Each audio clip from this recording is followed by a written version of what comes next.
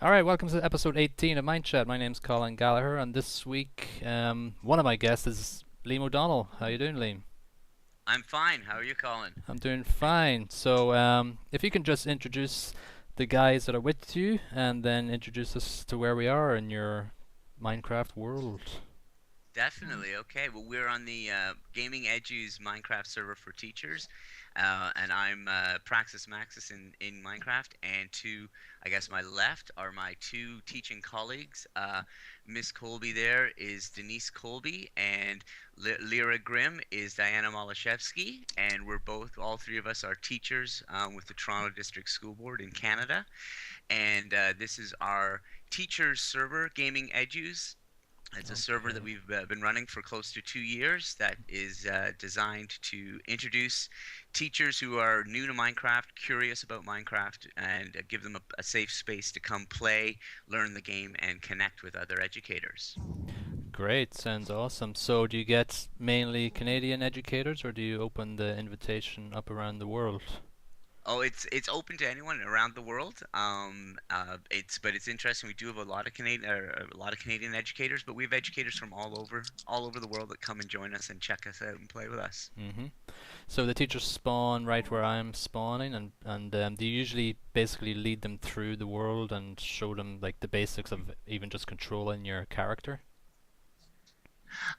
Yeah, we do actually. This is where you spawn. This is the spawn point, and we kind of leave it open for teachers to discover the game. We have some helpful commands that will, if you type help in your game, it will bring up a list of commands for you to use. And we're very helpful, or sorry, slash help, I Slash should say. help, yeah. Slash help, my fault. Um, and we're a very sort of open group of people. We're always on hand to jump in and guide teachers through, hmm and help out new teachers with the basics of controls and that sort of thing. So are all the things that I'm looking at here teacher built, or do students come in here from time to time and help the teachers? Well, Well, the it's interesting thing is it's yes. everybody. It's very open-ended. hmm And so some builds are youth built, some builds are non-youth built, and some are collaborative builds as well. Right. And it's all creative mode basically, so there's no sort of worrying about mining and stuff. Well, we do have a portal to a survival world where you can play survival if you choose to, and some people prefer to do their creating in there. But this hmm area where you're in right now is all creative. Yeah, well, there's some amazing structures. I'm just looking over the skyscraper over there. It's got like vines on it. Yes, yeah, come on, yeah, I'll yeah. The pop over skyscraper there. is an interesting story. It was built when we first started out. This server, when we started out, it was before there was even a creative mode or survival mode. So we would Right. play. This originally was a survival server, but basically it was so small. There was only like four or five of us playing that we just opt everybody, and so hmm you just call your materials. So this tower, if you can believe it, was built in survival mode, brick by brick. Um, and it was just when they released the new extension to the height of building up to 256, Right. and so the person who built it wanted to see if he could get all the way up to the top, and he did, And he did. and then he did indeed, and then it's since fallen on hard times. We've had a bit of a dystopia. Abandoned. Yes, it was, and Well, I've so just fallen into lava. Or added It's a to in victim of creative time. ways. Yeah. There's another skyscraper right beside it. yeah, that was it. Became a bit of a skyscraper scraper competition around here. Yeah, Wow. so what you're seeing is a lot of stuff that's been built by teachers who come in. They want to just figure out what is this game all about. So we start them off now in survival mode, or I mean, sorry, in creative mode. hmm But then just back by this at the start, there is a portal that will take you to the survival world, Okay. and will get you. And that's got all the fun stuff with the zombies eating your head and all that stuff. All that normal stuff. All that good stuff, Yeah. indeed. So what's the general reaction? I've run a few workshops to face with just teachers at my own school. What's the general reaction with teachers once they come in and see what all their students have been talking about these last few years? It's Still mixed, I think. Hmm. I don't know that unless you play the game first before bringing your students in here, I don't know if you understand necessarily everything that you see. At least that's been my experience in my school. I don't know what everybody else's experience has been. I think they're impressed. They're impressed about that the possibilities are only limited by your imagination, to sound all cliched. Mm-hmm. What do you think? Definitely. Yeah, go ahead, Liam. Go ahead. No, I was going to say, yeah, I think when we come in, I mean, the starting area, this is an area that has really grown up and become quite crowded. So a lot of teachers who come in are, yeah, they're quite blown away at all the different things that can be built Mm-hmm. and the chaotic nature of this area. And it's kind of been intentional to not try to apply any too much structure in around here, and just to see where it goes. And some teachers, come in, dive in, they start to work, they find their own area and start to build. Others come, kind of wander around, and then just aren't really sure what to do. And that's where we try to step in and try to give a little bit of support and let them know that we're here to help them if they have any questions or anything Mm-hmm. like that. So this is just one part of your realm, so to speak, of Minecraft and education. You also have a server for students as well. Yeah, yeah, we do. We also run the so this is where teachers would come, and if you want to come, learn how to play the game, build with us on, whenever evenings or weekends, or build on your own. And then we also run what's called the multi-school Minecraft server. Okay. And this is where we play with our students. So teachers would come here, learn how to play, get to know us, and we get to know you. And then if you want to come and you play with your students in school, we host a server that is shared by 5 different schools, and it's plug and play. You just jump in and it's ready to go. We keep it updated with everything, so we can go have a look at that if you want to do that. Yeah, absolutely. Let's leave the teacher training world and let's head on over to the student world.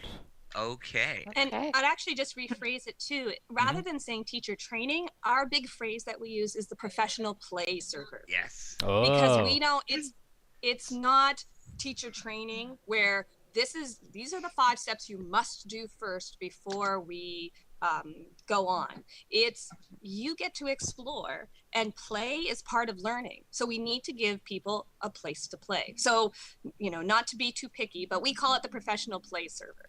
Good idea. I Yes. think teacher training has a connotation to it that you would have to do work and do paperwork. Mhm. Exactly. Yes, Yeah. there's no, yeah, we don't do any paperwork. There's no teacher, performance appraisals around here. Exactly. That's right. All right, so let's No head on evaluation over at to all. the student. All right, so Okay. we've jumped on So- over to the multi-school Minecraft server. So Liam, if you could just kind of set it up for us, where we are and what happens in here. Okay, excellent. Yeah. So this is, as you said, the multi-school Minecraft server. So this is where we play with our students during the school day. So when we're using Minecraft in class with our kids, this is a single server that's it's completely separate to the professional play server. Mm-hmm. But it is a single server that is shared right now by about 4 or 5 different schools in Ontario, but it is open to schools anywhere if there's any schools that are interested in coming and checking us out. So as you can see here, we've got our portal area. Each of these portals lead off to a different school's area in the world. And then, but before we step through a portal, I'll show you this. What we're in right now is the kind of the central area where we have our we have our sign way back there, and what you see, this big thing in front of you, is our requisite PvP arena. As you know, PvP is a huge player versus player combat, big thing the kids love doing. I love doing it too. So we've got an arena here that we've built that uses a plugin called the War plugin. Mm-hmm. And basically kids can go in, and it's a really fun way to have some PvP action that's fair, and there's got points. It's like capture the flag game. So that's a lot of fun. Cool. And then in through here we have our community build zone, which is something we just started this year.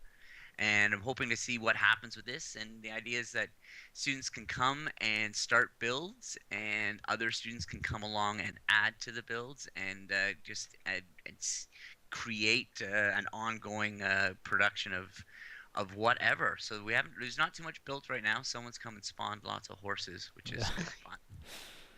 Lots of horse. Hasn't slowed down your server yet, but that's fine. No, we're very fortunate in that we've got a lot of really great server space and bandwidth. And that's happening. thanks to Edge Lab, Yes. Yeah. Thank which you. you should mention. Definitely. Edge Lab at Ryerson University, they're the ones that have provided our server space, and we're really grateful to that. Nice, that's great. Yeah. That actually ties into a question I was going to ask you about. Why haven't you gone the Minecraft EDU route? Like I haven't done that myself. I've got my own reasons, but what would your reasons be?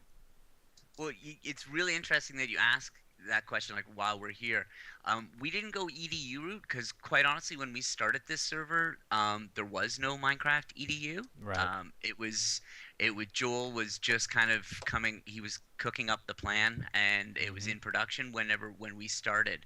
And so once it launched, I mean, it's a great product, but we just kind of decided not to use it, guys, because we were already, having a vanilla world, and I like adding in the plugins and basically doing it myself. Yeah. That being said, though, with recent developments with Minecraft EDU, the fact that it now can support mods, and QCraft, which is now plugs in nicely to it.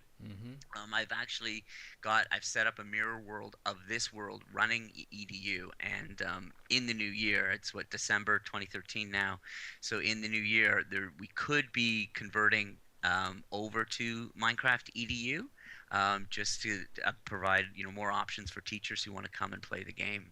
Yeah. So that's something that could be happening right now. I'm sort of ironing out the bugs to see if it's feasible to run a shared server between schools using EDU. Right. Yeah. All right. So then let's walk through one of these portals. Okay. Then who's gonna? Who wants to go? Someone? Do you want to? Did we decide who's going to show off their area? I think we were going to do a bit of both. We were going to Okay. start with Miss Colby's group, who are doing survival, and then Alright. take a peek at mine, who are doing creative. Okay. Great. Okay, there's going to be more explosions, evidence of explosions to see than anything, I think, at this point. But I don't- it's really interesting. I don't think I've gone into a survival world in this whole series, so Oh, there really? you go. Yeah. Okay. Oh, there you It's go. always been Okay, creative. I'll try and find Aiden's house. He's in my club, but we were working together. Oh no. Oh, it's night. So if you want, so basically, Oh, no. if you type, we got to do some work. Oh, That's wow, fine, you guys it's are a really bit of- built up here. This is excellent. I haven't been here. So as you can see, some of the kids like playing in survival. So so we have this portal that leads them to that.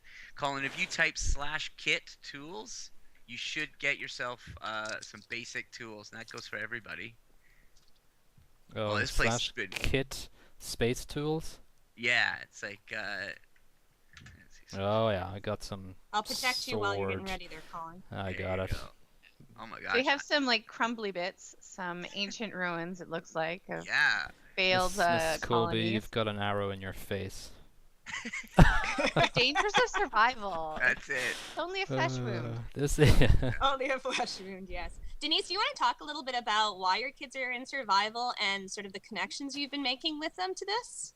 Yeah, our first inquiry question of the school year was around needs and wants. And so I challenged them after they spent a few days in survival to go in an area a few days in creative to go to an area where they didn't have everything they could possibly want at their fingertips, to have an experience of Creeper behind not- you. creeper.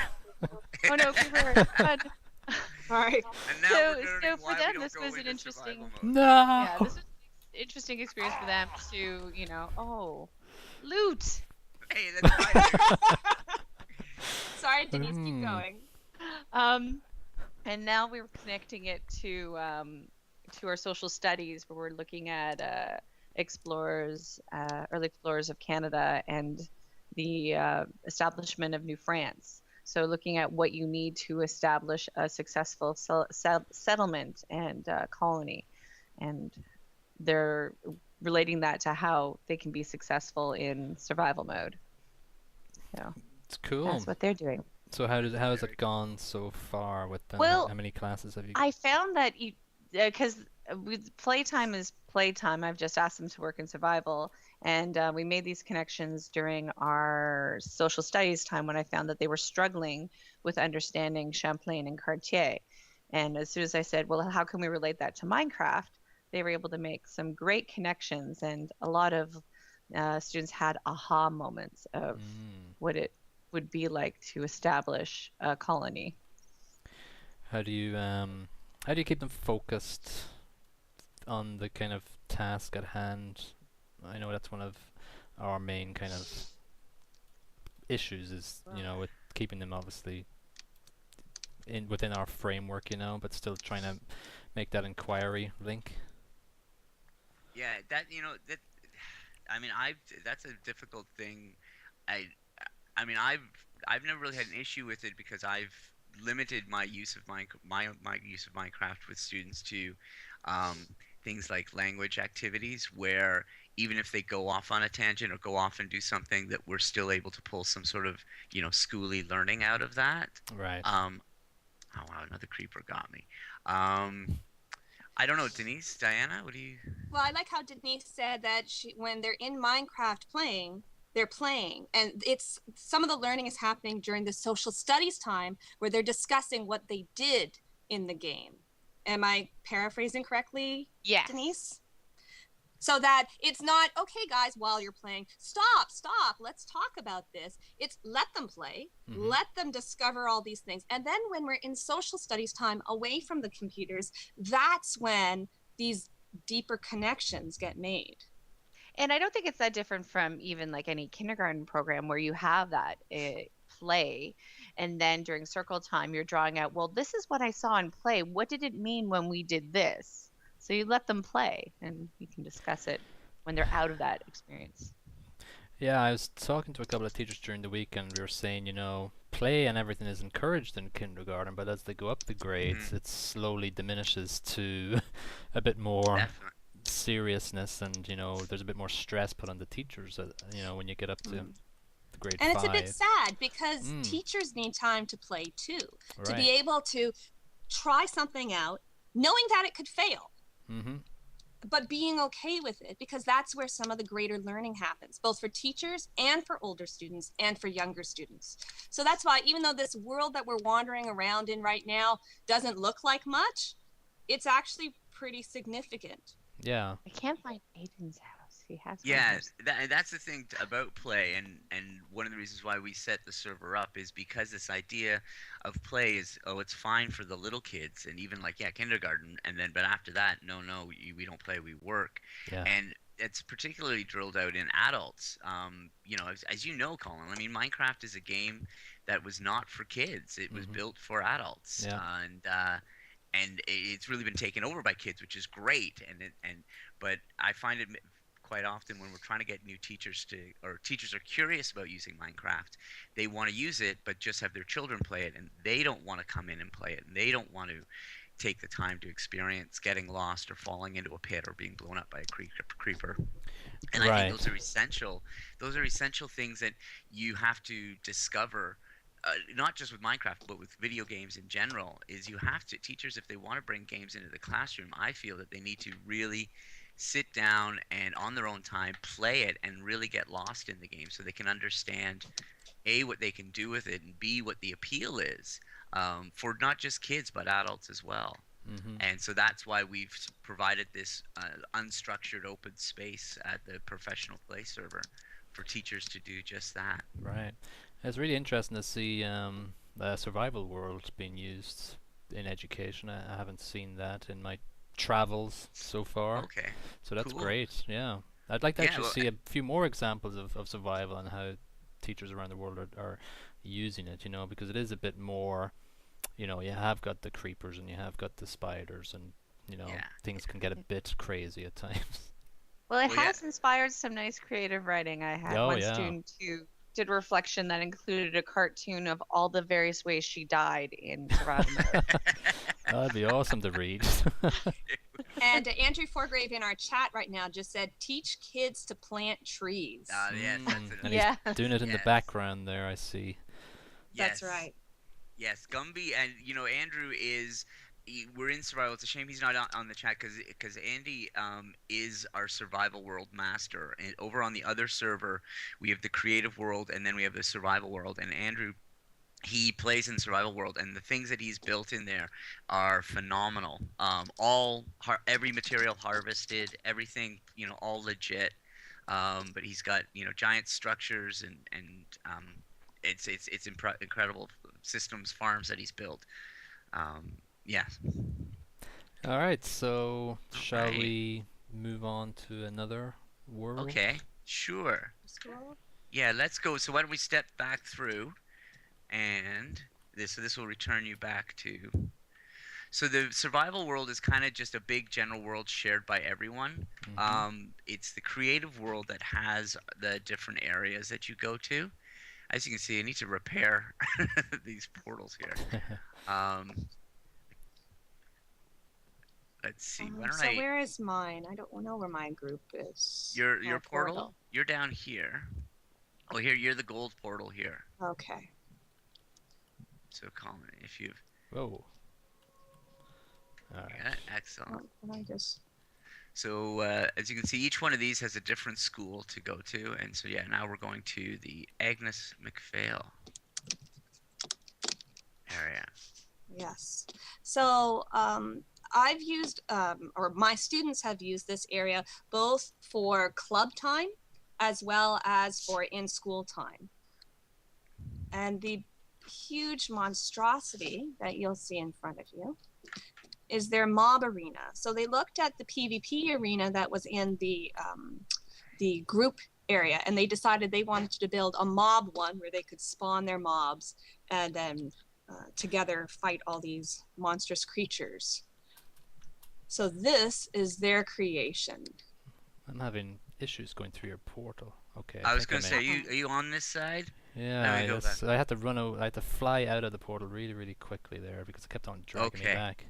Was it Whoa. sucking you back in? Yeah, All I'm right. kind of jumping all over the place, but I think I'm You're okay. okay now. I think can so. see you here. Yeah, I don't know how I got here. It's like Oh. a crazy Maybe night so- out in Ireland. I think that's what it was. It was Dundalk night. Yeah. All right, I think I'm good. Alright. I think I've stopped jumping Are around. you good? Yeah. Okay. Continue, please. Thank you. That's okay. So the big gray building over here, Mhm. yes, is creation from our Minecraft Club Hub, or our Minecraft Club group that works after school, which targets students who are underperforming in literacy, numeracy, and social skills. So they have to write about what they build. They can build whatever they want, but they're going to write about it. And I've noticed that they write a lot more when they're writing about Minecraft than when they're writing about anything else. Mhm. If you go a little bit further to the left, you'll see that sign that says vote, and you'll see this little mini village.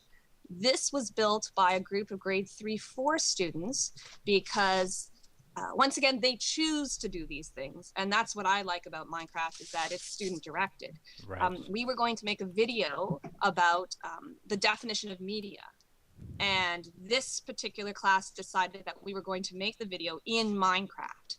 And so they did, this is all their set production, because since it was going to be filmed in a village, they needed to build the village. And there's a dance hall somewhere around here where they filmed a scene where everybody was dancing, because a party is media and the costumes are media and the music you play when dancing is media. So this is their set that they used for the video. Cool. And so they basically used some sort of screen recording software, and did they do voiced overs and all the frills and? I wish I could say that we were that sophisticated. What we ended up doing was holding a camera up to the screen while and it was very interesting to try and get 9 and 10-year-olds, or 8 and 9-year-olds, to coordinate. Some people were talking, some people were operating the characters, and some people were operating the screens. So that was whatever works. Yeah, and this is and this is the thing too is that like you can go pretty low tech. I like a lot of teachers come and they think that okay, if we do this, we need to have all the voice software and know Yeah. how to do the screen capturing. And I always tell them, no, if you're going to bring Minecraft in, play the game, and then a lot of the stuff you can do happens outside of the game. When it's turned off, and so it involves the pencils and papers and the notebooks, or as Diana was doing, a lot of the media literacy learning and discussions and happen outside of the game, Hmm. and that's where a lot of the rich learning really happens. Right. Yeah. Yeah, so this is one area of the multi-school server. So all over this server, there's little pockets of other schools doing little projects like this, Hmm. and schools once you're whitelisted on the server, it's up 24/7, so you can come on anytime, pop in, pop out, and we come on, and I think you come on and you'll find out there's another school there, and they're off doing their own thing on the other side of the world. So it's almost like a digital commons, and the Right. kids, they chat to each other and they say, "Hey, how's it going?" And then you bring your kids together and you go off and do your own activity. Um, so it's a lot of fun and really provides. I'm excited for the opportunities about students from across the city or across the country connecting and working together in game. We've already had a lot of fun with our Yeah. students from different schools doing that. What do you what's your opinions on using Minecraft as like a training ground for learning how to behave or how to be a responsible digital citizen, things like that? Yeah. Re- well, I think there's great potential for it, but we have to remember that gaming culture and school culture are two different things, Hmm. and there are certain activities that would be acceptable in in games that may not be acceptable in schools. But we need to have that conversation so that students learn the differences. mhm. Yeah. Mm-hmm. Yeah, definitely. I mean, before we bring the kids into the server, we do a lot of work around, setting up community rules, acceptable behavior, what's acceptable, what's not. So, we talked about things like griefing other people's builds and bullying, and language. So we really try to model a lot of that, appropriate online behaviors. And many times a lot of the stuff, things that happen in the game lead to some very interesting discussions outside. Mm. If there's an incident between two students, that often leads to like a discussion about something that we haven't even just thought we were going to teach that day. Right. Suddenly we're talking about bullying or sharing or being able to communicate appropriately, things like Yeah. that. Yeah, that's what's great about it. Yeah, yeah. Yeah. And hopefully there's a consistent message here that's at home. I know my experience growing up was that parents played with you at some point on games. So it would be nice if we can grow some parent partnerships so that it's just an extension of, well, you're expected to behave this way when you're playing in your own house, and you're Mm. expected to play the same way when you're out of your house. Right. Transferable skills. Yeah, For sure. transferable morals, yeah. Exactly. So guys, this has been great. Is there any other world you want to show me, or I I can think, wrap this up actually? yeah, We I may think want to go to the cafe just for a quick drink before we go, I think. All you right, think. sounds good. All right, Is let's. it Okay, so we'll pop back to Fizz's Cafe. We'll pop because I think Okay. Fizza was really keen to have some visitors come to his All cafe right, if he's let's do still that. there. Okay. all right? We'll end it. Look Okay. forward to it. All right, so we're back in a nice, comfy area, back in the In the nether. teacher learning place. So That's right, the where gaming are we? edges. The gaming edges, yes. Yeah. So tell me where we are to finish up. We're in Fizzigram's Magma Cafe, so we don't limit ourselves to just staying on the surface. We've done a lot of stuff in the nether, and Fizzigram over here, who's behind the counter ready to serve you with his assistant Jack, has decided that we needed food and a comfortable place to hang out. And so he created, with help of some of the other players on the server, the Magma Cafe, which now has spread to different locations throughout our server. He's rich. Accepting franchises. I'm just gonna read all the signs here. make sure I take it all in. Choco slime eggs. I don't know what They're Canadian delish. dollars are in converting to Singapore dollars, so I don't know if I'm Yeah, getting a bargain or not. I wonder. We need. Yeah. Oh, this is it. I think Fizza needs to open up a bank and Yes, exchange. it does have a bank. Oh, He does went he? to the back. Oh, So, Yep.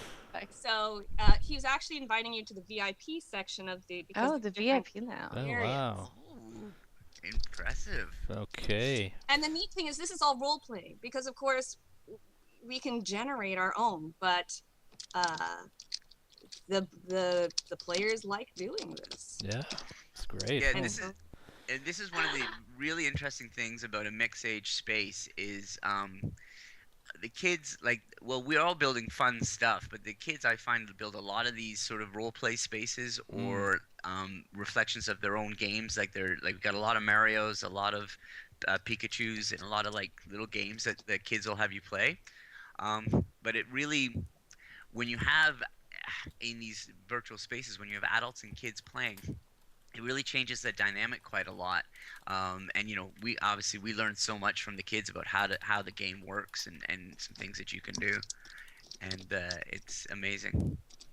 yeah, it's great. Drinks. They've got a smile All on right, my drinks. face. Ah, Yeah. $4. Okay. I hope that's Drinks okay on with Jack. Colin. Excellent. All right, I'm gonna All right. wrap it up here. This is an awesome way to end. I've never finished off in a cafe before, ready to drink some smoothies. So that's great. It's the first for everything. Thank you so much for showing me around your worlds today. It's been awesome. And I'm Oh, sure, thank you so much. yeah, it's great. You've got a great little environment going on here. Really positive. So thanks so much for being on Mindchat. Excellent. Well, thanks for having Thank you. us. Thank you. All right, that's the end of episode 18, everybody. And well, I'll see you on the next episode of Mindchat. See ya.